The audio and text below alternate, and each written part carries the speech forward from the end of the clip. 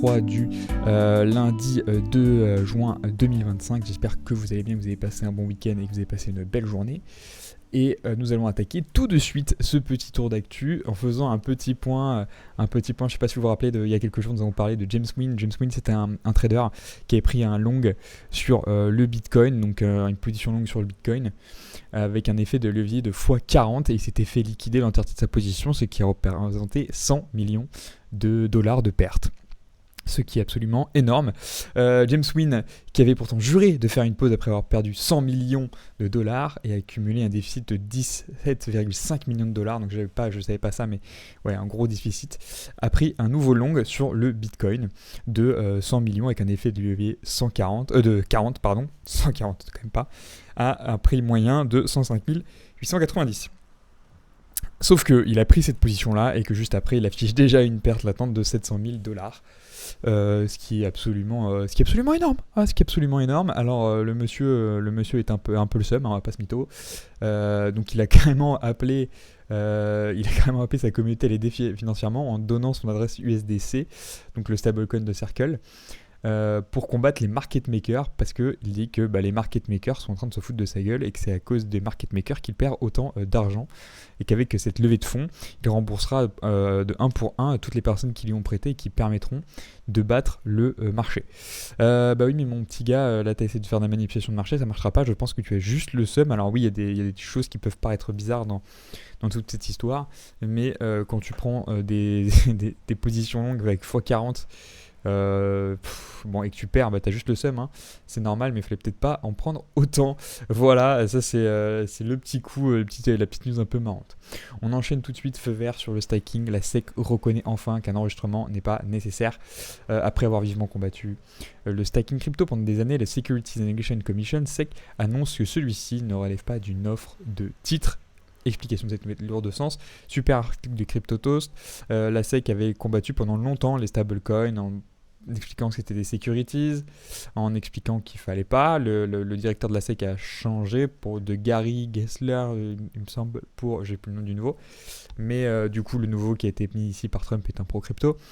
Et du coup, oui, les envies de la SEC changent et du coup, ils sont en train d'accepter les crypto-monnaies. La SEC adoube le stacking de crypto, en tout cas. Ils adoubent pas totalement les crypto-monnaies, mais ils adoubent les stablecoins. C'est super intéressant. Le stacking des cryptos, plutôt. Et c'est super intéressant. Attention, ici on parle de stacking. Et je trouve là, l'article en a très très bien parlé. Ils ont d'abord, avant d'accepter le stacking, avant de dire que c'était bon, on pouvait y aller, avant la citation surmentionnée, la division partage un long exposé sur ce qu'est le stacking. Ici, précision d'ailleurs que par le stacking, il est bel et bien question de l'acte de déposer une crypto-monnaie en garantie sur un validateur pour sécuriser une blockchain. C'est important parce qu'il y a plein de types de stacking où tu peux gagner des trucs d'intérêt et tout si vous allez sur Binance, si vous allez sur différents exchanges. Là, on parle vraiment du stacking de crypto-monnaie un peu à la mode Ethereum, Proof of Stake, pour garantir que la blockchain fonctionne correctement. Donc ça, c'est une très très bonne nouvelle. Et enfin, la dernière news, c'est aucune fonction utile, un Nobel tacle les stablecoins. Paul Krugman, alors quand j'ai vu la tête de Paul Krugman, je me suis dit, est-ce que ce monsieur est à jour? Aucun préjugé sur ses immenses cheveux blancs. Mais voilà, en tout cas, ce petit prix Nobel d'économie, il aime pas trop les stablecoins et il qualifie les crypto-monnaies d'entreprises criminelles. Selon lui, les stablecoins n'ont aucune utilité, si ce n'est l'anonymat, par exemple. Bon, déjà, c'est pas terrible, comme dit, c'est un peu désastreux et que ça permet du coup juste les criminels. À blanchir de l'argent pour les criminels, il cite, une de ses citations, les stablecoins ne remplissent aucune fonction clairement utile, ils ne peuvent pas être utilisés pour des achats courants et il n'existe rien qu'on puisse faire avec eux qui ne puisse être fait de manière plus simple et moins coûteuse. Et ensuite, ici des exemples, virement bancaire, Venmo. Ouais, alors oui, tout à fait, parce qu'on est encore au début, mon gars, l'adoption n'est pas encore faite, donc oui, pour l'instant, c'est pas spécialement possible. Alors, c'est un peu possible quand même, mais aujourd'hui c'est clairement pas le cas d'usage, mais ça va arriver. La possession et la circulation des stablecoins sont pseudonymes généralement. C'est une caractéristique extrêmement précieuse pour ceux qui souhaitent se livrer à des activités telles que le blanchiment d'argent, l'extorsion, l'achat de drogue illégale. Oui, tout comme le liquide. Voilà. On n'a pas attendu les crypto-monnaies, mais c'est pas grave. c'est pas grave, pourquoi pas. Et les stablecoins sont entre autres une nouvelle forme de banque de l'ombre. Selon Paul Citizen, les entreprises crypto-monnaies ont représenté près de la moitié de toutes les dépenses des entreprises dans les élections de 2024. Bon, ça je comprends pas trop et je m'en fous un petit peu.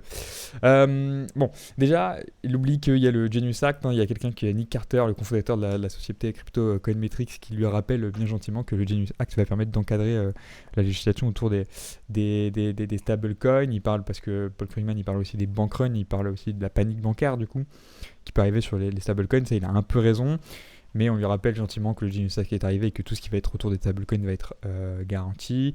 On a aussi des grosses banques comme JP Morgan, Bank of America et Citigroup qui veulent lancer un stablecoin, qui envisage, BlackRock qui s'y met aussi. Donc l'avis il est un peu désastreux au niveau de la question de l'anonymat et du blanchiment d'argent. Oui, mais oui non, parce qu'en fait ça ne change rien par rapport à ce qu'on peut déjà voir sur le liquide. Donc voilà, ce petit prix Nobel d'économie qui je trouve est un peu dépassé. N'hésitez pas à me dire ce que vous en pensez. Voilà, c'est tout pour moi pour ces petits tours de l'actu crypto et Web3. Je vous souhaite une excellente soirée et je vous dis à demain. Peut-être que demain il n'y aura pas de vidéo, je vais peut-être pas avoir le temps de la faire, mais si je suis là, je vous dis à demain.